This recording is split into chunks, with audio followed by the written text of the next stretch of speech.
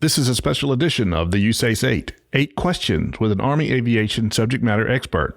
Let's fly with the topic FM 3-0, the so what for Army Aviation Doctrine.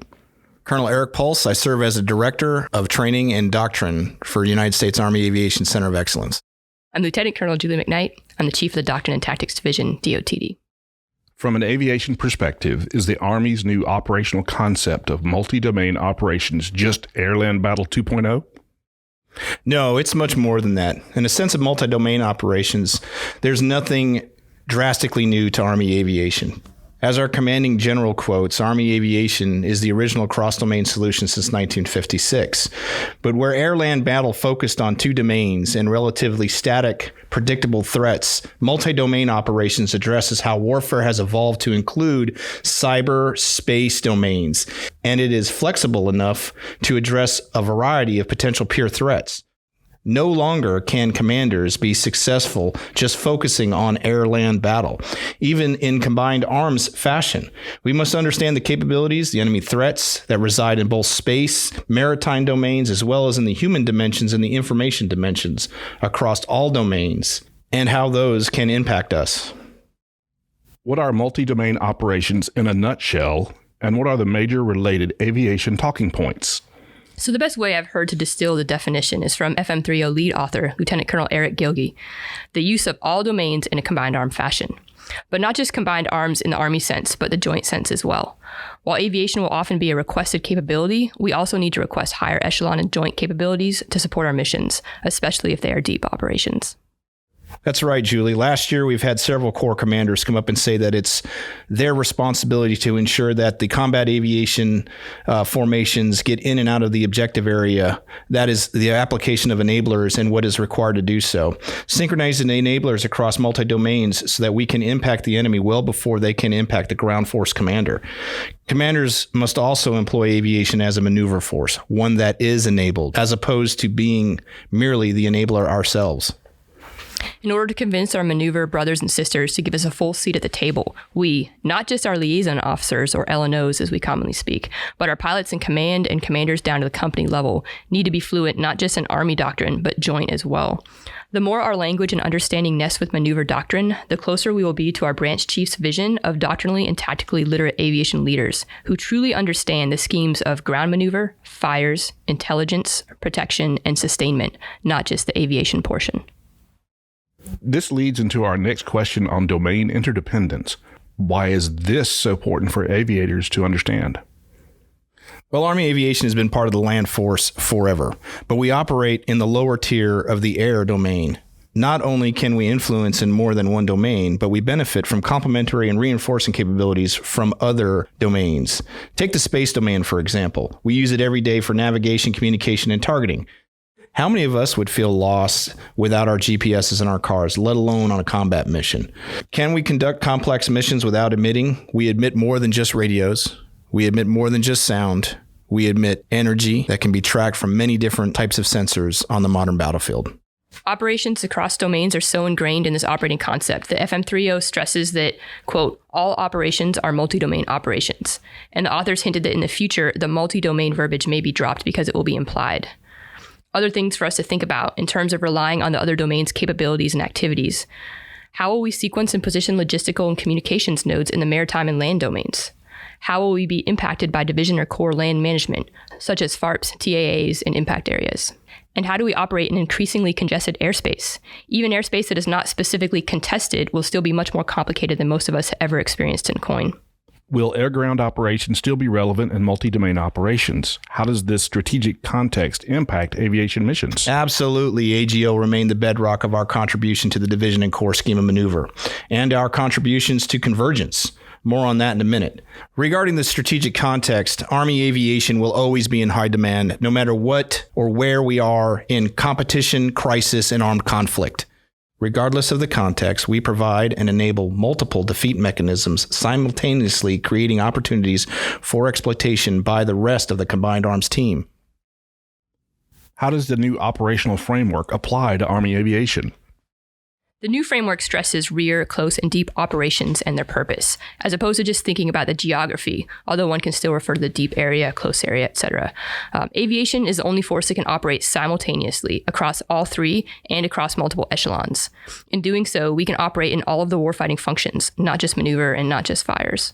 Right. So think about protection. That's something that we can be a huge force multiplier on. Rear area and support operations, as well as sustainment, where we can quickly bypass broken lines of communication, traverse rough terrain, and bring supplies where troops need them, when they need them, where they need them.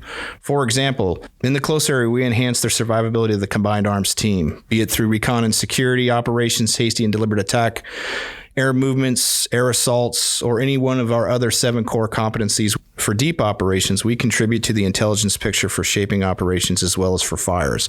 When you think about the deep operation and how Army Aviation will be able to get in, if we have the proper enablers, provide 5 divisions and corps to exploit things in an enemy's rear area using battlefield geometry to get in and get out, we will be successful. How do our core competencies relate to FM30's new tenets and imperatives? We have a tenet and imperatives crosswalk that you can find on the USAACE LISCO LPD MS Team site, as well as the upcoming issue of the Aviation Digest. That would be the one labeled October to December 2022. It shows which of the tenets and imperatives most apply to each core competency.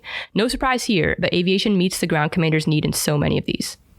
As an example, our core competencies of providing reaction time and maneuver space relates to the tenets of agility, and that the ground force, based on the information we provide, can quickly move forces or adjust their disposition faster than the enemy can. It's also about being able to make decisions more rapidly than the enemy, which relates to the imperative of decision dominance. This core competency also supports the imperatives of seeing ourselves and seeing the enemy, accounting for being under constant observation and making contact with the smallest element possible. Our competency of air assaulting ground maneuver forces supports the tenets of agility, convergence, and depth, as well as the imperative of imposing multiple dilemmas on the enemy. Convergence is another new aspect of multi-domain operations that people get fixated on. The joke is, if you ask 20 senior leaders what convergence is, you'll get 20 different definitions. To throw another nutshell at you, convergence is the outcome of multiple actions across multiple echelons from multiple domains against multiple decisive points. Aviation can contribute by quickly impacting multiple geographic points on the battlefield through our various core competencies, whether it be conducting reconnaissance and security operations, air assaults, attacks, or extending command and control. The tenet of endurance, which is supported by our core competencies of air moving personnel, equipment, and supplies, and evacuating wounded, recovering isolated personnel, focuses on friendly combat power. It's not just about sustainment and ensuring a unit doesn't culminate, but also protection and ensuring enough combat power is preserved for subsequent main efforts.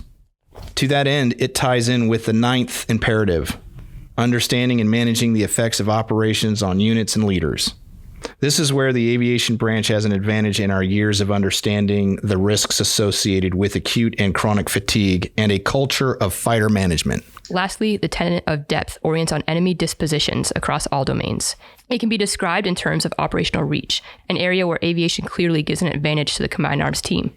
Across our core competencies, we amplify depth for the ground forces. What are aviation-specific concerns regarding contested deployments?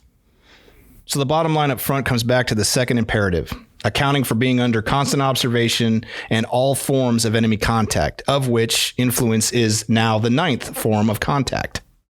As an Army, our deployments rely heavily on civilian infrastructure, lines of communication, and manpower, both on the CONUS and OCONUS ends. Here are a list of things to think about. Who provides security at logistical nodes, both civil and military?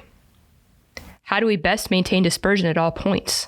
So how we sequence aircraft and assets to each port, how many ports, how many avenues of approach? Flight routes come to mind first, but don't forget our ground equipment.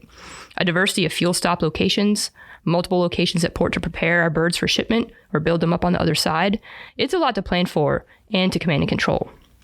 And the bigger picture, how do we simultaneously leverage strat air, sea lift, and self-deployment? And how do we sequence our equipment by platform and quantity? Lastly, focusing on how the information dimension impacts the human dimension. Will we have the civilian support we need, both en route and at the ports, at not just our arrival destination, but even here in the U.S.? Will we have the priority we need for material handling equipment, stevedores, rail, etc. at the ports, or will commercial enterprises take priority? FM30 stresses maritime operations. What aspects of the maritime environment provide unique challenges or opportunities for Army aviation? Even more so than in the land domain. We're the division's most maneuverable force. What is the major logistical hurdle for the ground force in the maritime environment? Who are the critical stakeholders for key terrain? Since the maritime domain and the land that is inside of it is usually the most valuable piece, it is a simple fight for us, right? No, simply doesn't mean easy, especially if the airspace is contested. So some of our opportunities lie in how can we assist the division or corps sustainment plan. But within just that topic, we also have the challenges of how do we position our maintenance assets or FARPs? The choice land will be limited and we'll be competing for division land management priority. So it's critical that we're tied in with the sustainment planners. Additionally, how do we train over water? From a prime chance pilot who once did over water missions, how do we do this in the modern era? How do we teach our commanders to analyze the risk, provide early and adequate dialogue with their commanders to make sure that we can do this critical mission? What is the process of developing and staffing and publishing the new Army Aviation Doctrine? It's a collaborative process. So even if DOTD and USAACE were manned to 100%, we still wouldn't want to stovepipe the development of such critical doctrine to just the schoolhouse. So we had our first working group in January with participants from 166 Aviation Brigade out of Fort Hood and MCTP out of Fort Leavenworth, since they have regular touch points with FORCECOM unit exercises. And of course, we had folks from all over Fort Rucker coming to help out as well.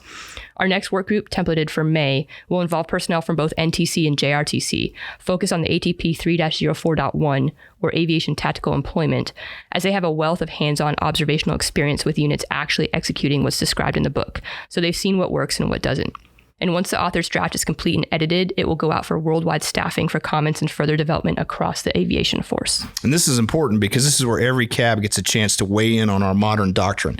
It is so critical that folks take a look and help us shape our doctrine that will guide us for the next 3 to 5 years of Army aviation. Is there anything else you would like listeners to know?